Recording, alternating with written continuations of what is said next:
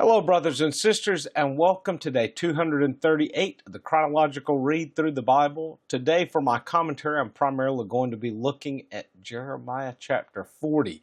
Now, in chapter 40, we find an interesting event unfold, is that Jeremiah has been swept up with the other captors. So, at first, they're just collecting all of the people around to take them back to Babylon as prisoners or slaves in a sense. But in many ways, they're going to be treated a lot better in Babylon than what they've been treated as at this point in the land of Judah.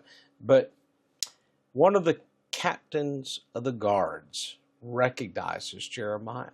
He says, "Aren't you the one?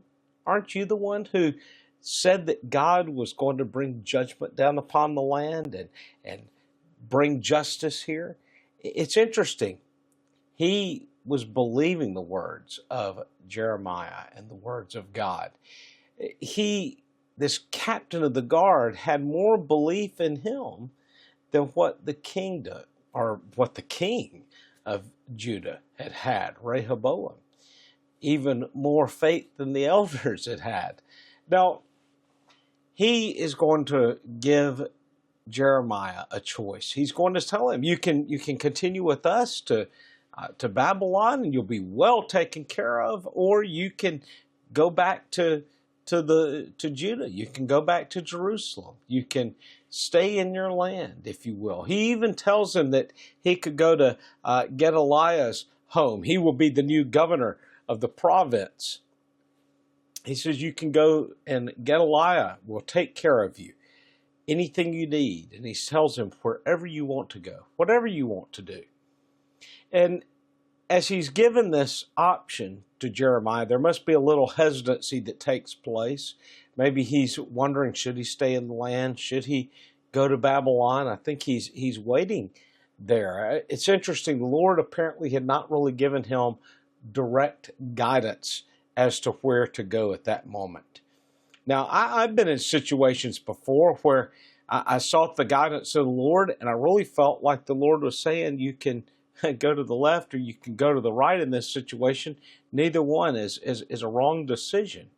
I don't know. Sometimes it's hard to explain in that sense, but I have encountered that a few times in my life where I really felt like the Lord was giving me a choice there, but both choices would end up with me still being in His will. Now, we have to be very careful because the Lord will directly lead us. The Lord will show us specifically where He wants us to go and when He wants us to be there. And I know some people have problems with that. Yes, we have God's Word, and that's how I always check how the Lord is leading me, is by His Word. You must always do that. Don't do the thing where you just throw something up in the air, or you throw a dart at a spinning globe, and wherever it lands, that's where I'm going. We do need to be wise about what we're doing, but I feel like Jeremiah's given that option at this point. And the guard, seeing his hesitancy, he instructs him to go on back, to go back and remain in Judah. Now, he was given him that option. Maybe the leading of the Lord did come from that guard. That may have been that prompting to return. The guard's going to give him provisions. The guard, it says, gives him a gift. We don't know what the gift was. I would think that it was probably monetary value. That's very interesting to see that the guard had compassion upon God's prophet, where his own people had not. His own people had beaten him. They had thrown him down into a cistern to basically rot away. He didn't even properly feed him until one took compassion upon Jeremiah.